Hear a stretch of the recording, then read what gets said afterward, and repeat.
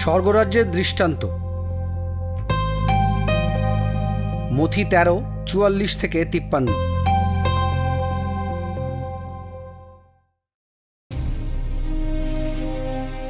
স্বর্গরাজ্য ক্ষেতের মধ্যে লুকিয়ে রাখা ধনের মতো। একজন লোক তা খুঁজে পেয়ে আবার সেই ক্ষেতের মধ্যে লুকিয়ে রাখে। সে এতে এত খুশি হয় যে সেখান থেকে গিয়ে তার সর্বস্ব বিক্রি করে সেই ক্ষেতটি কিনে নেয়। আবার স্বর্গরাজ্য এমন একজন সওদাগরের মতো যে ভালো মুক্তো খুঁজছিল। যখন সে একটা খুব দামি মুক্তোর খোঁজ পেল, তখন গিয়ে তার যা কিছু ছিল সব বিক্রি করে সেই মুক্তোটাই কিনল।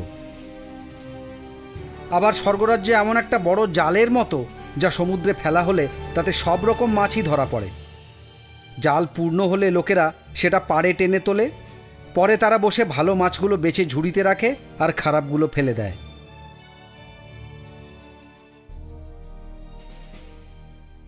জগতের শেষের দিনে এই রকমই হবে।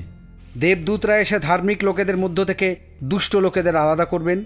দেবদূতেরা জ্বলন্ত আগুনের মধ্যে দুষ্ট লোকেদের ফেলে দেবেন।